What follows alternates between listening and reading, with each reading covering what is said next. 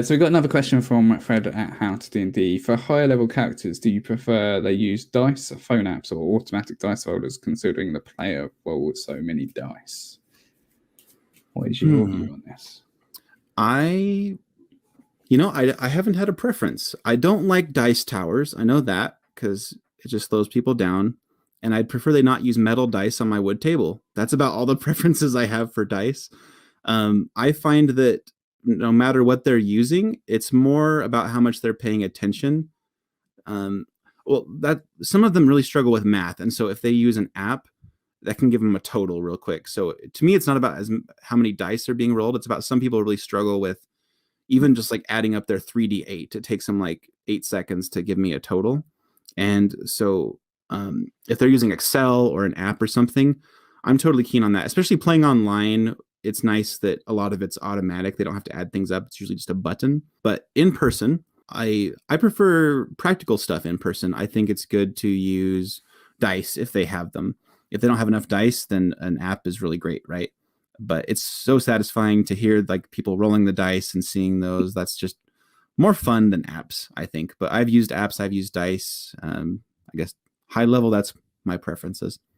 For me, it's mainly just down to the player. If they want to use apps, then that's fine. If they want to use dice, that's fine. I think you made a good point there that not a lot of people would admit to, but sometimes as a DM, it is a little bit annoying when someone's not good at maths and you have to wait a while to do it. We've had, so amongst friends, we've done it where if someone's not good at maths, we get them to sit at the table next to someone who is good at maths, and then that person essentially does all the adding up for them, which works quite well. But yeah, when you're doing a fireball and which is you only have to be level 5 to get that, and you're rolling 8 dice and the person is taking ages to work out what that actually adds up to, it can slow the combat down a little bit. I try to also encourage them to roll their d20 and their damage dice at the same time, because I guess that's a tip actually for some of you out there that might not already be doing it. If you get them to roll the d20 to hit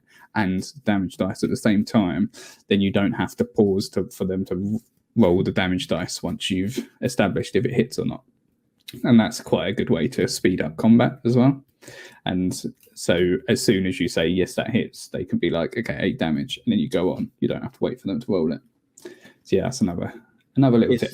Yeah, if you're okay with it, sometimes you can tell people what an AC of a monster is or what the DC of a saving throw they're making is, so that they don't have to give you a total and then you say whether they pass or fail. You just say, roll a wisdom save, DC 18. And everyone's like, oh, it's 18. And they roll and they say, pass, and like that sort of thing. Like that can be great too, especially if they roll like a 19 and they needed an 18. Like, so before all their modifiers, they just say pass, because they know like whatever their modifiers are, they don't have to add it up. They just say pass or not.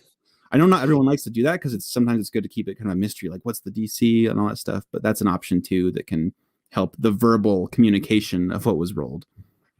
Yeah, I always do that with group checks. So if there was if everyone was hit with a dexterity saving throw, I just tell them what the DC is, and then I just say, so those of you that saved, this happens. Those of you that failed, this happens. Yep, and I think it speeds it up quite a lot.